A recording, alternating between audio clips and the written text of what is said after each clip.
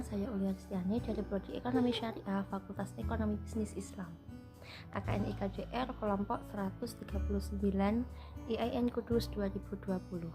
Saya akan menjelaskan apa itu penilaian kinerja dalam suatu perusahaan. Adanya penilaian kinerja ini bisa bermanfaat bagi karyawan maupun organisasi dalam suatu perusahaan.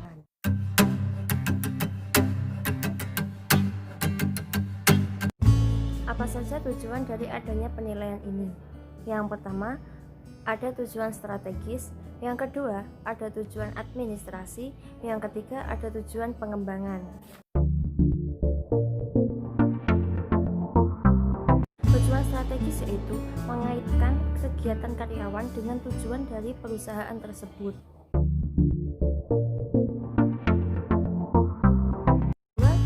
Administrasi. Tujuan administrasi ini adalah adanya pencatatan dari kegiatan yang telah dilakukan oleh karyawan. Pencatatan penting diantaranya yaitu perbaikan prestasi kerja, penyesuaian kompensasi, dan kekurangan pada proses staffing.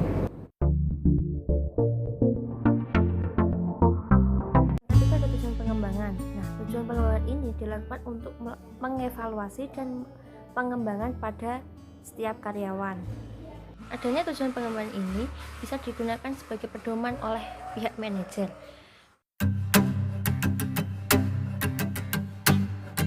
Kriteria yang ada dalam penilaian. Kriteria apa saja sih yang harus ada dalam melakukan penilaian kinerja? Yang pertama, harus sesuai dengan strategi yang dimiliki oleh perusahaan. Yang kedua, harus melakukan pengukuran dari segala aspek. Yang ketiga, harus adanya persetujuan. Yang keempat, harus dilakukan secara realistis. Dan yang kelima, harus dilakukan secara objektif. Selanjutnya yaitu langkah-langkah yang dilakukan dalam melakukan penilaian dalam kinerja. Yang pertama, harus mengidentifikasi tujuan yang ingin dicapai. Yang kedua, menetapkan standar yang diharapkan oleh perusahaan. Yang ketiga, melakukan desain yang sesuai dengan tujuan.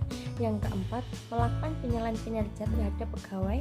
Yang kelima, melakukan evaluasi terhadap sistem penilaian kinerja.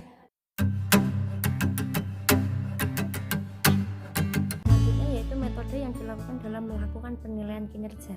Yang pertama adalah penilaian oleh atasan.